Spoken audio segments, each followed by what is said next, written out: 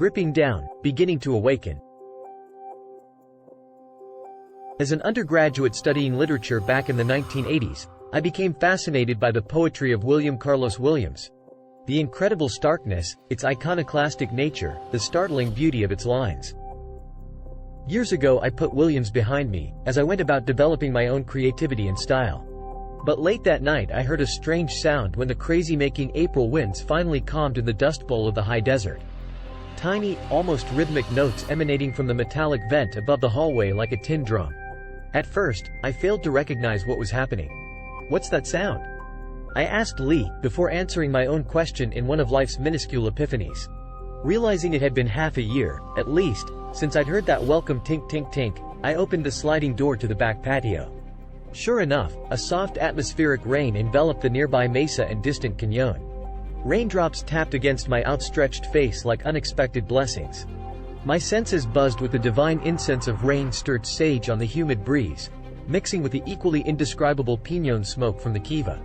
I went to sleep with the certainty that the seasons, at long last, were changing, for the better. The next morning I awoke to a new world, where globes of crystalline rain hung like microcosms from the bare-naked silver of aspen limbs.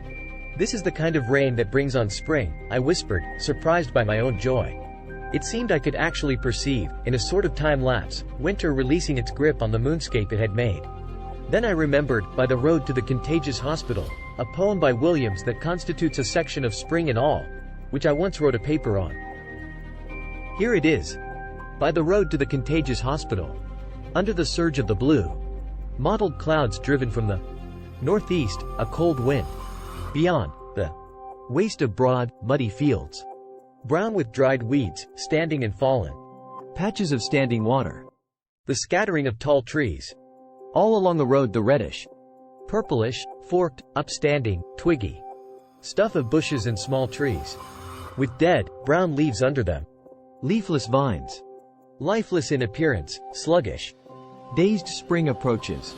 They enter the new world naked. Cold, uncertain of all. Save that they enter. All about them. The cold, familiar wind. Now the grass, tomorrow. The stiff curl of wild carrot leaf. One by one objects are defined.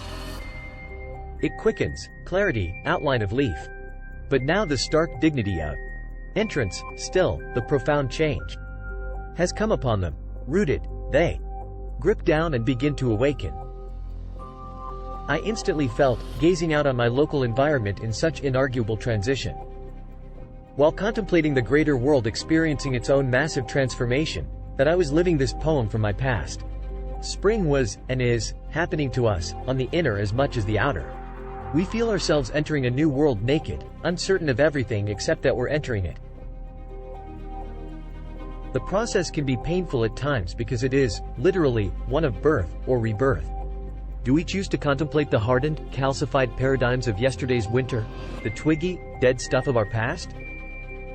Or do we embrace spring's possibilities, even probabilities, as we push up through the crust, hard as that might be, with stark dignity and begin to awaken to a new life? Perhaps we have no choice. Perhaps we must learn to adapt to this unprecedented season of the world. And as best we can, embrace the profound change that will soon be fully upon us. Check out Sol Luckman's writing and art showcase at solluckman.substack.com.